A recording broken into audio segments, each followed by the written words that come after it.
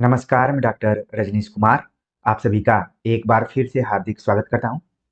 आज के video lecture में हम बात करेंगे यूजीसी नेट पेपर 1 के अंतर्गत प्रैक्टिस सेट नंबर 3 के ऊपर, जो कि यूनिट 10 में उच्च शिक्षा प्रणाली पर आधारित है।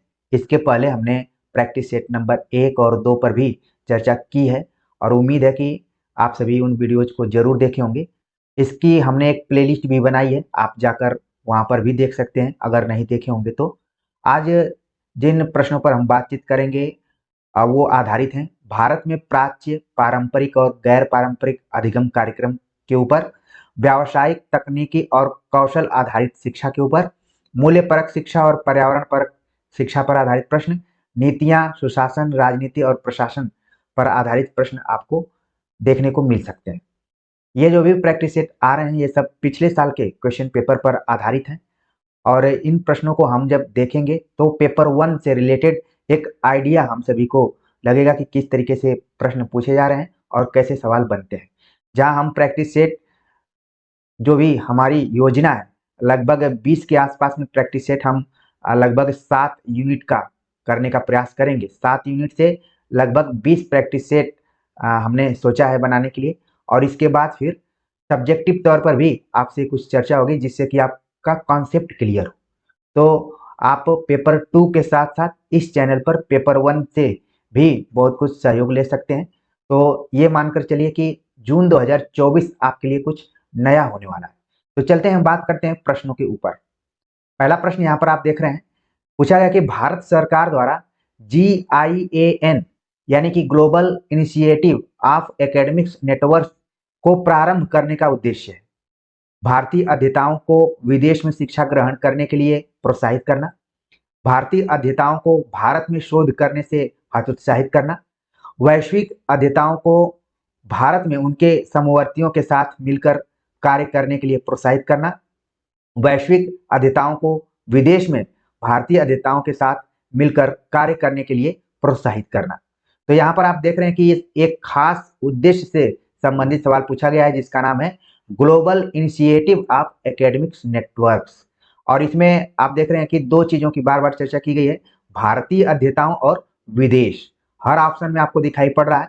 तो मुख्य उद्देश्य इसका क्या रहा है? तो इसका जो सही जवाब है ऑप्शन सी है कि वैश्विक अध्येताओं को भारत में उनके समवर्तियों के साथ मिलकर कार्य करने के लिए प्रोत्साहित करना GIAN का उद्देश्य रहा है।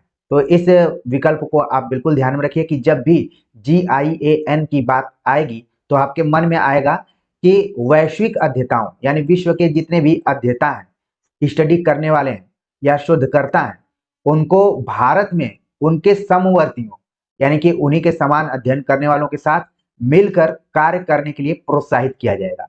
ठीक है, यानी कि एक तरीके से समझौता के तहत इस कार्यक्रम को भारत सरकार ने एक प्रारंभ किया है। ठीक है, जिसमें कि विश्व के भी अध्येता रहेंगे, साथ में वो भारत के अपने तरीके के ही अध्येताओं के साथ मिलकर उस कार्य को करेंगे।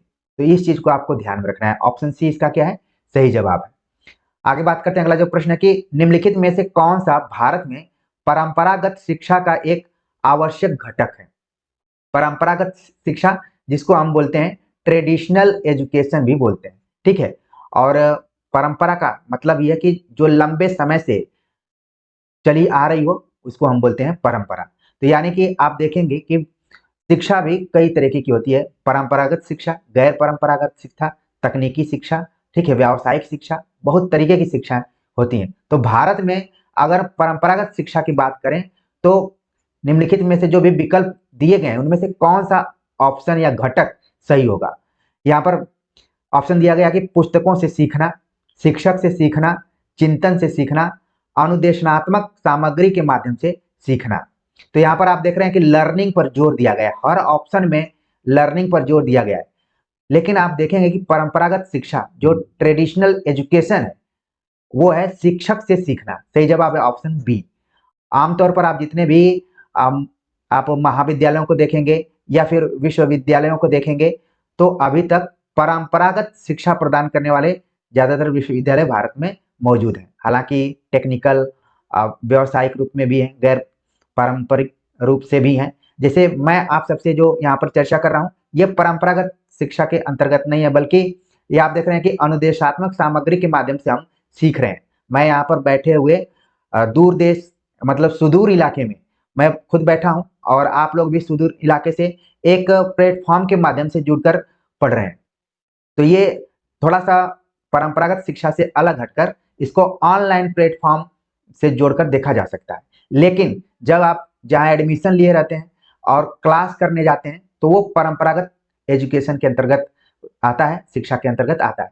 तो जब आप अपने शिक्षक से कुछ सीखते हैं सामने बैठकर ऑफलाइन तरीके से, तो वो परंपरागत शिक्षा के अंतर्गत आता है। बाकी सीखने के लिए आप पुस्तकों से भी सीख सकते हैं और चिंतन करके भी सीख सकते हैं, और जो भी सामग्रियां हैं, जो भी पढ़ाने वाली सामग्रियां हैं, उनसे भी बहुत सारी चीजें आप सीख सकते हैं। जैसे यहाँ पर मैं पीपीटी के माध्यम से और पीडीएफ के माध्यम से आप सभी के सामने प्रस्तुत हो रहा हूं, तो ये थोड़ा सा नए ढंग की शिक्षा के अंतर्गत रखा जा सकता है। तो इस प्रश्न का जो सही जवाब हो गया ऑप्शन बी हो गया। अगला प्रश्न है कि निम्नलिखित में से भारत की किस पंचवर्षीय योजना में शिक्षा और मानव शक्ति पर विशेष बल दिया गया है? हालांकि पंचवर्षीय योजनाएं सन 2015 के आसपास से खत्म हो गई। यहाँ पर आ गया नीति आयोग। इसके पहले पंचवर्षीय योजनाओं में ये निर्धारित किया जाता था, उद्देश्य निर्धारित किया जाता था कि इसको पाना है। तो पूछा गया कि किस पंचवर्षीय योजना में शिक्षा और मानव शक्ति पर विशेष बल दिया गया था? तो ऑप्शन दिया गया है तीसरी, चौथी, दूसरी या फिर पांचवी। यानी कि तीसरी, चौथी, दूसरी, पांचवी पंचवर्षीय योजनाओं को आप अगर अपने दिमाग में रखे होंगे तो इस प्रश्न का जवाब दे देंगे, वरना कई बार तुक्के से भी इसका जवाब आप दे सकते हैं। तो ध्यान रखिए आगे आपको तुक्का का प्रयोग न करना पड़े। शिक्षा और मानव शक्ति पर विशेष बल दिया गया था चौथी पंचवर्षीय योजना में। और चौथी पंचवर्षीय योजना कब आई हुई थी इसको भी आप जरूर अपने ध्यान में रखें। 1969 से लेकर 1974 ईस्वी तक ये योजना चली थी, और इसमें सरकार ने यह निर्णय लिया था कि शिक्षा और मानव शक्ति पर विशेष बल दिया जाए। जैसे हर योजना का कुछ न कुछ उद्देश्य होता है, वैसे ही चौथी पंचवर्षीय योजना का था। इसी तरीके से सवाल पूछा जाता है, आप अगर पीसीएस का एग्जाम देंगे या फिर सिविल सर्विसेज का, तो इसमें गरीबी हटाओ का नारा दिया गया था। ये भी सवाल पूछ लिया जाता है किस पंचवर्षीय योजना में दिया गया था। तो हर योजना का कुछ न कुछ मेन रोल रहा है, वहां सवाल बनता है। तो इसको आप जरूर ध्यान में रखें। अगला प्रश्न है कि भारत में 20वीं शताब्दी के मध्य प्रभावी रही प्रतिभा पलायन समस्या निम्नलिखित में से किस पक्ष का परिसूचक है? भारत में उच्च अध्ययन और शोध हेतु पर्याप्त सुविधाओं का अभाव, विकसित देशों की उस स्तर पर प्रतिभा क्रय की क्षमता जो विकासशील देशों के वश में नहीं थी, जनसंख्या में वृद्धि और मानव संसाधनों का अवउपयोजन। नीचे दिए गए विकल्पों में से सही विकल्प चुनिए। तो ये प्रश्न आप देख रहे हैं कि बड़ा सा है।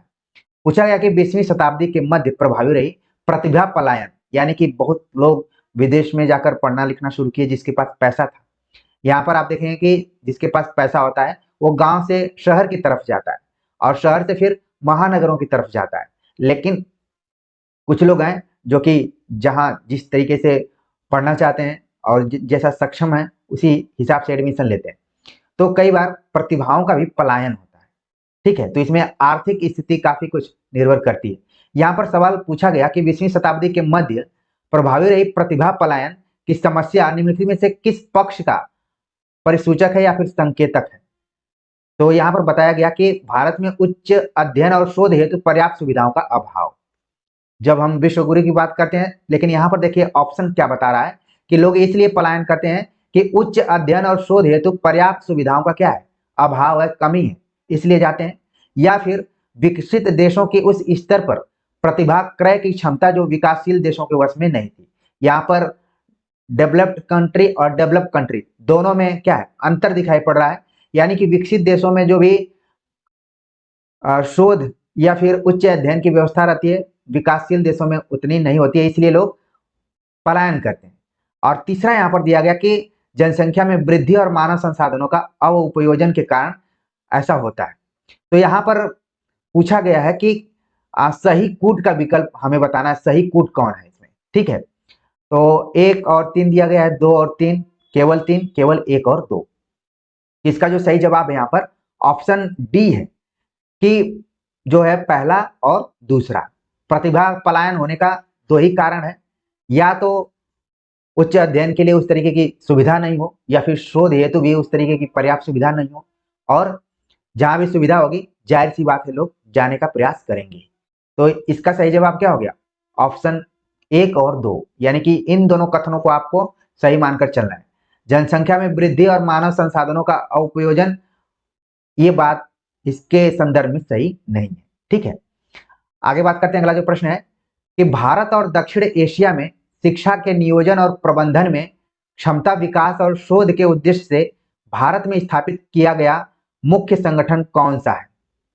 AIU, SAARC university, NUEPA, Nalanda विश्वविद्यालय।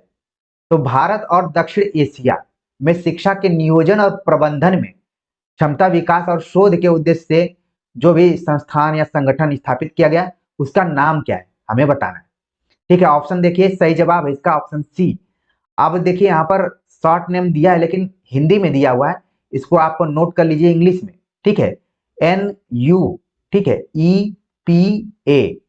अब इसके फुल फॉर्म की अगर हम बात करें तो है नेशनल, ठीक है, नेशनल इंस्टीट्यूट, इंस्टीट्यूट, ठीक, और इसके बाद है ऑफ एजुकेशन, एजुकेशन, इसके बाद है प्लानिंग, इसका फुल फॉर्म कुछ लंबा ही है, प्लानिंग एंड, ठीक है, एडमिनिस्ट्रेशन। ठीक, इतना इसका फुल फॉर्म है। आप अपने हैंडराइटिंग में इसको नोट कर सकते हैं, बाकी मेरी आवाज से टैली करते हुए इसको नोट कर लिए, ताकि आगे अगर NUEPA आ जाए तो आप अनभिज्ञ न रहें। क्योंकि हिंदी मीडियम वाले विद्यार्थियों के साथ सबसे बड़ी प्रॉब्लम यह है कि अंग्रेजी के शब्दों को देखते हुए थोड़ा सा भय सा महसूस होने लगता है, लेकिन इसी भय को हमें निकालना है। ठीक है, हम धीरे धीरे पढ़ेंगे, उस तरीके से बहुत फास्ट हम नहीं पढ़ेंगे, लेकिन सोच सोच कर अच्छे से चीजों को समझ कर अभी हम पेपर 1 में अपने बेस को मजबूत कर रहे हैं, और इतना बेस मजबूत हो जाएगा कि कई मंजिल इस पे तैयार हो जाएंगे। तो देखिए यहाँ पर पूछा गया है कि भारत और दक्षिण एशिया, आपके दिमाग में दक्षिण एशिया का मैप अगर होगा तभी तो आप इस चीज को समझ पाएंगे। ठीक है ना, ये सब जो एरिया है दक्षिण एशिया के अंतर्गत है। ठीक है, मध्य एशिया, ठीक है, पश्चिमी एशिया कौन कौन है, तो जैसा कि हम लोग तो एशिया में है, तो दक्षिण एशिया में कौन कौन से देश आते हैं, ये सब आपके दिमाग में आएगा तब और कोरिलेट कर पाएंगे आप। तो भारत और दक्षिण एशिया में शिक्षा के नियोजन और प्रबंधन में क्षमता विकास और शोध के उद्देश्य से भारत में स्थापित किया गया मुख्य संगठन कौन सा है? उसका नाम है NUEPA। ठीक है, तो इसको आप नोट कर सकते हैं। अगला प्रश्न है, और यहां पर आप देख रहे हैं कि एक सार्क यूनिवर्सिटी भी दिया हुआ है। ठीक है, तो इसका जो मुख्यालय है वो कहां पर है? इसका मुख्यालय काठमांडू में है सार्क का। लेकिन ये यूनिवर्सिटी संयोग से जब मैं दिल्ली में था तो एक बार मुझे यहाँ पर जाने का मौका मिला था, और हमारे एक मित्र ने इसमें LLM में एडमिशन लिया हुआ था। यहाँ पर लॉ की भी पढ़ाई होती थी सार्क यूनिवर्सिटी में। इसका पहले कैंपस तो नहीं था, लेकिन बाद में शायद इसका कैंपस अब खुल गया, पहले ये एक बिल्डिंग में चला करता था। चलते हैं आगे, बात करते हैं। अगला जो प्रश्न है, पूछा गया कि स्वतंत्रता प्राप्ति के बाद निम्नलिखित में से कौन सी समिति आयोग की रिपोर्ट भारत में शिक्षा के सभी स्तरों पर विकास से संबंधित है? यानी आजादी के बाद 1947 के बाद भारत में कौन सी ऐसी कमेटी का गठन किया गया जिसने शिक्षा के सभी स्तरों पर विकास से संबंधित रिपोर्ट के रूप में, ऑप्शन दिया गया है सार्जेंट आयोग, हर्टोग समिति रिपोर्ट, कोठारी आयोग रिपोर्ट, राधाकृष्णन आयोग। ठीक है, तो तमाम आयोगों का नाम दिया है, और परीक्षा से पहले आप इन आयोगों को जरूर एक बार पढ़कर जाइए। आगे मैं सब्जेक्टिव तौर पर जब पढ़ाऊंगा, ठीक है, मेन मेन चीजों पर जरूर मैं चर्चा करूंगा। यहां पर देखिए इसका जो सही जवाब है वो है ऑप्शन सी, कोठारी आयोग। दौलत सिंह कोठारी नाम के एक व्यक्ति थे, इनका नाम पूरा नोट कर लीजिए, दौलत सिंह कोठारी, जिन्होंने आजादी के बाद यानी कि सन 1964 ईस्वी में, आजाद तो हम हुए 1947 में, लेकिन आप देख रहे हैं कि लगभग अगर मैं देखूं तो 17 सालों के बाद इस तरीके की रिपोर्ट भारत में तैयार हुई जो शिक्षा के सभी स्तरों पर विकास से संबंधित है। ठीक है, तो कोठारी आयोग रिपोर्ट इसका सही जवाब है। ठीक, चलते हैं आगे, बात करते हैं। अगला जो प्रश्न है कि कौन से भारतीय शिक्षा आयोग ने सबसे पहले प्रतिभा पलायन की समस्या पर ध्यान दिया? अभी इसके पहले भी हमने एक प्रश्न पर चर्चा की थी कि प्रतिभा का पलायन किस वजह से हो रहा है। तो आप देख रहे थे कि उच्च शिक्षा अध्ययन में अभाव या फिर शोध के क्षेत्र में उस तरीके की व्यवस्था नहीं होने से लोगों का पलायन हो गया। तो इस पे सबसे पहले कौन भारतीय शिक्षा आयोग है जो कि ध्यान दिया कि भाई ये गंभीर समस्या है। ऑप्शन दिया गया है भारतीय शिक्षा आयोग, विश्वविद्यालय शिक्षा आयोग, कलकत्ता विश्वविद्यालय आयोग, सार्जेंट आयोग। तो तमाम आयोगों का नाम दिया गया है। तो इसमें जो सही जवाब है कि जो भारतीय शिक्षा आयोग है इसका पहली बार ध्यान गया कि यहाँ से भारत से प्रतिभाओं का पलायन हो रहा है। सारे लोग अमेरिका जा रहे हैं, सारे लोग इंग्लैंड जा रहे हैं, सारे लोग भारत को छोड़कर चले जा रहे हैं।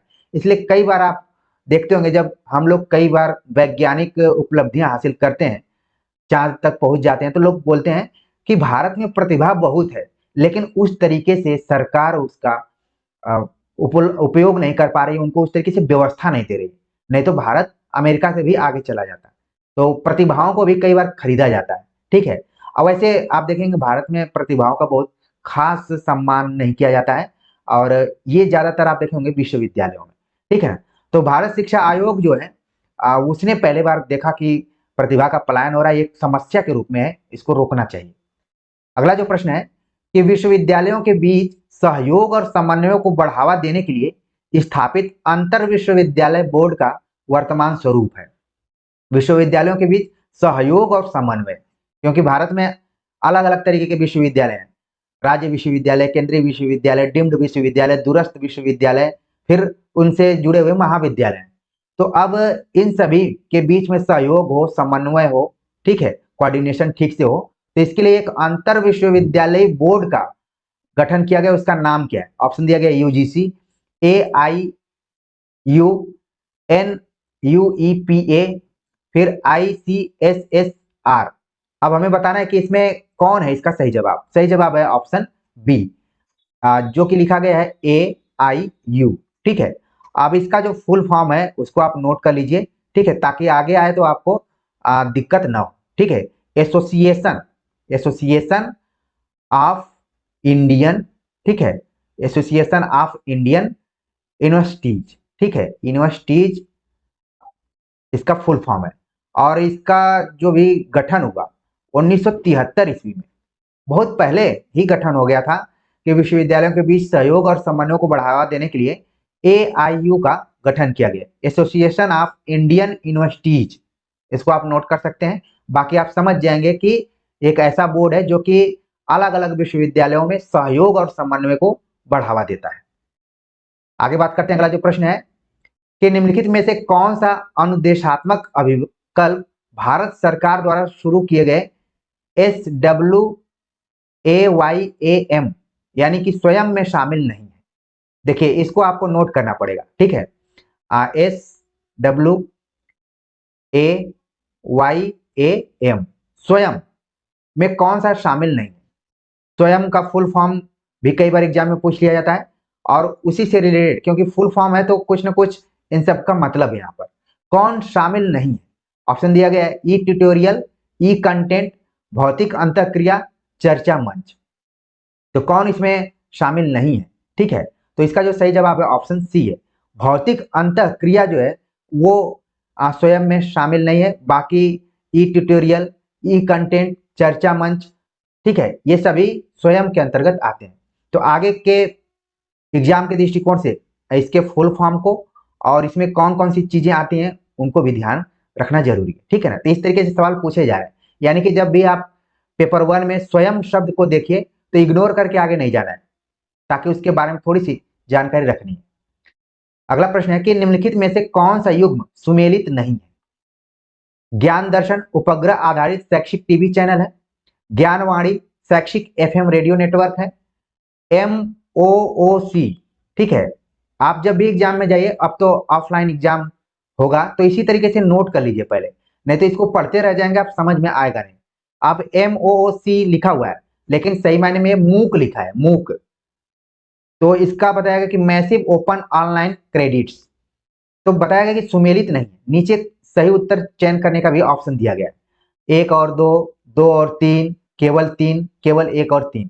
तो सही उत्तर का हमें चयन करना है यहाँ पर। ठीक है। नीचे दिए गए विकल्पों में से सही उत्तर का चयन करना है। तो इसमें सही उत्तर कौन सा है यहाँ पर? अब दिया गया है मूक का, ठीक है ना। तो हमें बताना है कि कौन सुमेलित नहीं है, पहले प्रश्न के ऊपर भी जाना है हमें, ठीक है। यहाँ पर नहीं पूछा गया है, तो इसका मतलब है जो कि ज्ञान दर्शन है, और उसका मतलब है कि उपग्रह आधारित शैक्षिक टीवी चैनल है। तो ज्ञान दर्शन को आप बिल्कुल ध्यान में रखिए कि इसका मतलब क्या है।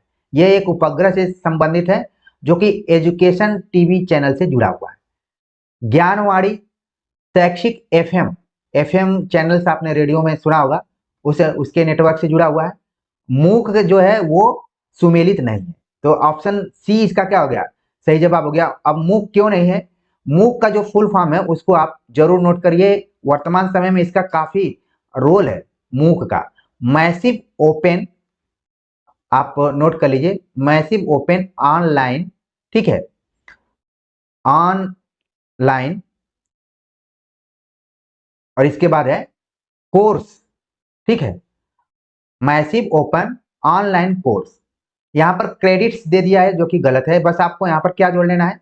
कोर्स जोड़ लेना है, ठीक है। मैसिव ओपन ऑनलाइन कोर्स, कई बार तो इसका फुल फॉर्म भी पूछ लेता है। तो सही जवाब हो गया ऑप्शन सी।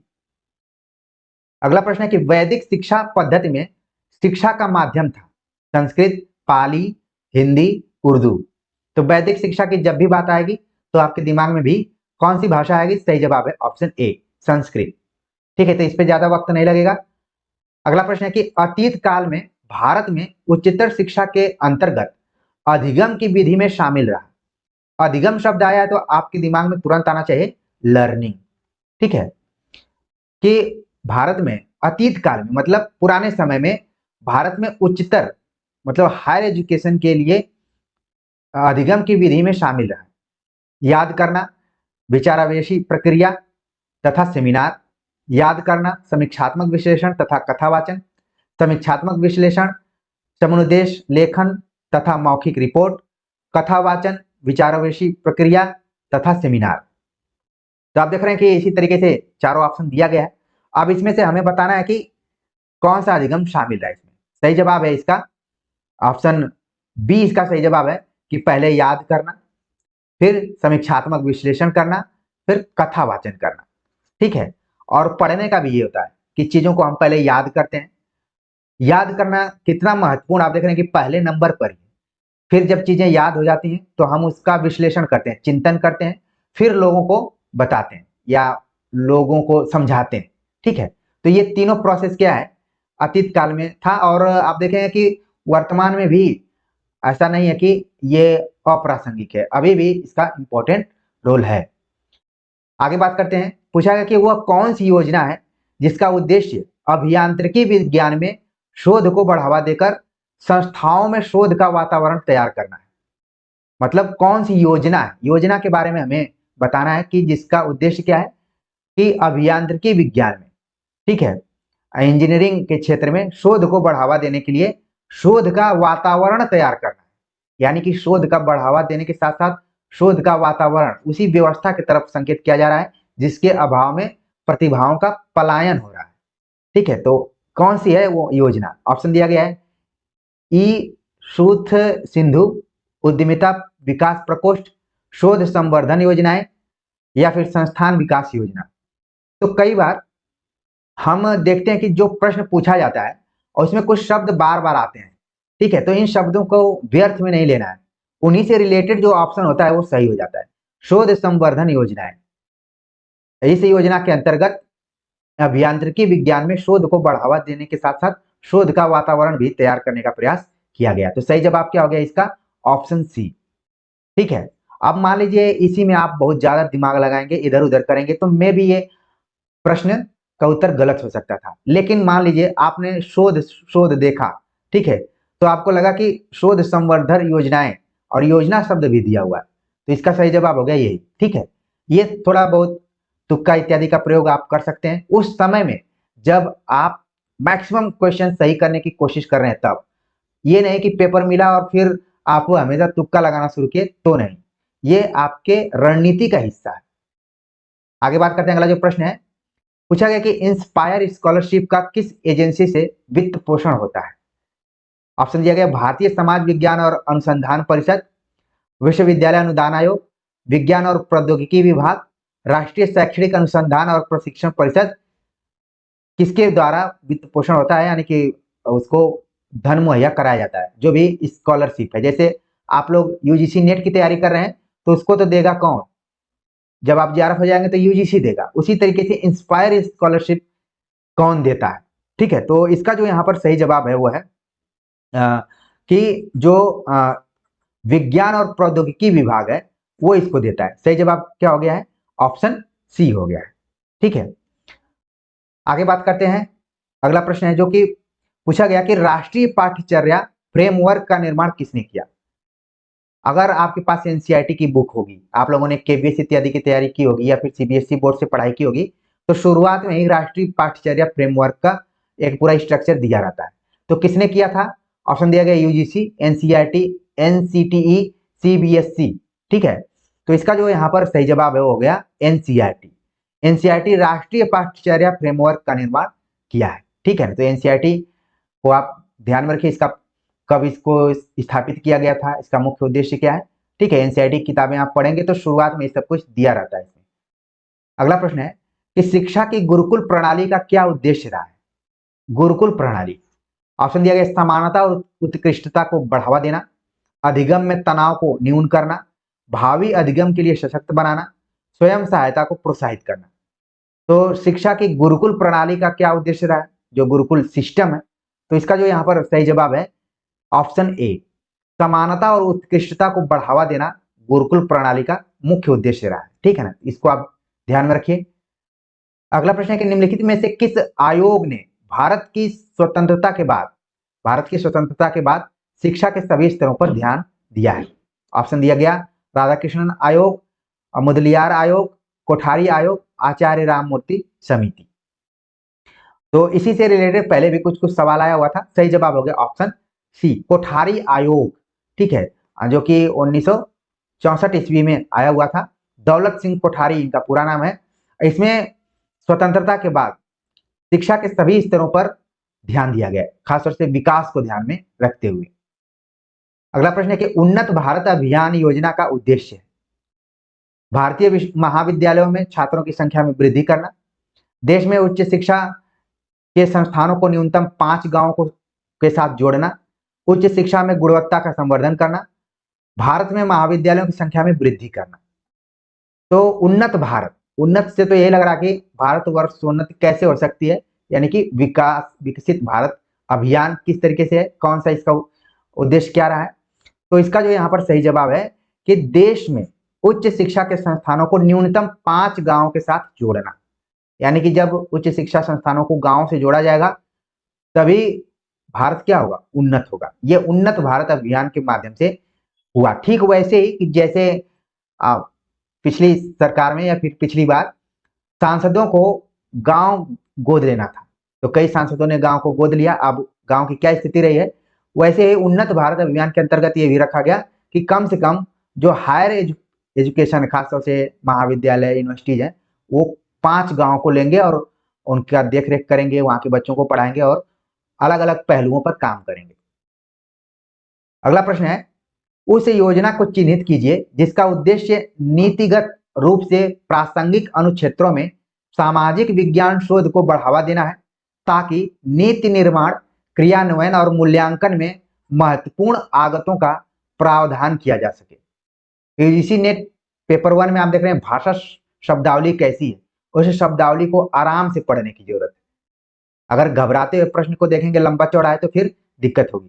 कहा जा रहा है कि उस योजना को चिन्हित कीजिए जिसका उद्देश्य नीतिगत रूप से प्रासंगिक अनुक्षेत्रों में सामाजिक विज्ञान शोध को बढ़ावा देना है ताकि नीति निर्माण, क्रियान्वयन और मूल्यांकन में महत्वपूर्ण आगतों का प्रावधान किया जा सके। अब वो कौन सा संगठन या फिर कौन सी योजना उसे हमें बताना है। तो कहा गया कि ICSSR, तो इसको आप ऐसे एक बार नोट कर लेंगे तो ज्यादा बेहतर रहेगा, ठीक है। संज्ञानात्मक पुरोगमिताएं, ICSSR, ठीक है। ICSSR कई बार यहां पर दिया हुआ है, ठीक है ना, इम्प्रेस करके। फिर ICSSR शोध परियोजनाएं, तो इसका मतलब है कि इसमें इस प्रश्न में ICSSR का काफी रोल है। अब उसी में से घुमा फिरा कर दिया गया है, तो इसका जो सही जवाब है यहाँ पर ऑप्शन सी, ICSSR इम्प्रेस जो योजना है उसका उद्देश्य है कि नीतिगत रूप से प्रासंगिक अनुक्षेत्रों में सामाजिक विज्ञान शोध को बढ़ावा देना है, ताकि नीति निर्माण, क्रियान्वयन और मूल्यांकन सही से किया जा सके। अब ये ICSSR है क्या, इसको भी आप अगर जान लें तो ज्यादा बेहतर होगा। सन 1969 ईस्वी में भारत सरकार ने इसको स्थापित किया। इसका जो फुल फॉर्म है, इसका फुल फॉर्म आप लोग नोट कर लीजिए, इंडियन काउंसिल, ठीक है, इंडियन काउंसिल। इसके बाद है ऑफ सोशल साइंस, ठीक है, सोशल साइंस, आप लोग अपने हैंड राइटिंग में नोट करिए, रिसर्च, ठीक है, इसका फुल फॉर्म है। मान लीजिए यहाँ पर तो इस योजना का मुख्य उद्देश्य हमने देख लिया कि सामाजिक विज्ञान शोध में बढ़ावा देने के लिए, विकास के लिए, लेकिन इसका फुल फॉर्म अगर पूछ लिया जाएगा तो फिर आप यहाँ पर जाएंगे। और आप देखते होंगे बीच बीच में अगर जब आप PhD करने जाएंगे या फिर नौकरी में आ जाएंगे, प्रोफेसर बन जाएंगे, तो ICSSR से लोगों का प्रोजेक्ट पास होता है और उनको काम करने का मौका मिलता है, ठीक है ना। खासतौर से सामाजिक विज्ञान शोध में ज्यादा लोगों का होता है, हिंदी लिटरेचर से भी होता है, ठीक है ना। तो इस संस्था को आप UGC नेट की तैयारी करते समय ही जान जाइए, आगे इसका बड़ा रोल है। अगला प्रश्न है कि स्वयं क्या है। स्वयं जो अभी बताया गया पीछे, ठीक है, वही पूछा गया कि क्या है। ऑप्शन दिया गया गैर सरकारी संगठन, शिक्षा के सिद्धांतों की प्राप्ति के लिए डिजिटल कार्यक्रम, ऑनलाइन प्लेटफॉर्म, वेबसाइट का नाम। तो स्वयं क्या है, इसका जो यहाँ पर सही जवाब है ऑप्शन बी है कि शिक्षा के सिद्धांतों की प्राप्ति के लिए डिजिटल कार्यक्रम है स्वयं, ठीक है। तो ऑप्शन बी इसका सही जवाब हो गया। तो हमारा जो उद्देश्य है कि पिछले साल के क्वेश्चन पेपर को हम देखें और एक अनुमान लगाएं, जब हम पेपर 1 को पढ़ें तो पढ़ते हुए सब्जेक्टिव तौर पर इस पेपर के पैटर्न को भी समझें कि किस तरीके से सवाल पूछा जा रहा है और हमें किस टेक्निक के साथ पढ़ना है, ठीक है। और इसके साथ आप लोगों को एक आइडिया भी मिल रहा होगा और साथ में तैयारी भी हो रही होगी। अगर इसमें से कुछ भी क्वेश्चन घुमाकर पूछा जाए या फिर सीधा रूप में चाहे बड़े रूप में और मिलता जुलता रहेगा तो थोड़ा सा तो आप वहां पर अपना IQ लेवल का प्रयोग करेंगे, थोड़ा जो भी यहाँ पर अध्ययन किया उसका उपयोग करके सही उत्तर तक जा सकते हैं। बाकी परीक्षा के आने तक हम कोशिश करेंगे कि सब्जेक्टिव और ऑब्जेक्टिव दोनों तरीके से आपको पढ़ा दिया जाए ताकि आपको एग्जाम में ज्यादा दिक्कत ना हो, ठीक है। तो आप देख रहे हैं कि पेपर 2 और पेपर 1 दोनों समांतर रूप से आपको चैनल पर मिल रहे हैं। उम्मीद है कि आप अपने टाइम टेबल को पढ़ते हुए और जो यहाँ पर सिलेबस है, पता नहीं आप लोग सिलेबस रखे हैं कि नहीं, मैं तो रखा हूँ, ठीक है। आप दोनों पेपर के सिलेबस को मैंने रखा हुआ है और मैं उम्मीद करूंगा कि आप लोग भी उसको प्रिंट करके रखिए और आराम से कूल होकर पढ़िए, निश्चित तौर पर सफलता आपको मिलेगी। बाकी इस चैनल पेपर 1 जब भी मैं पढ़ाऊंगा तो सब्सक्राइब करने के लिए, कमेंट करने के लिए और लाइक करने के लिए मैं बोलूंगा और उम्मीद है कि बोलने पर आप लोग जरूर कर लेंगे, ठीक है। तो मिलते हैं एक नए टॉपिक के साथ, तब तक के लिए नमस्कार।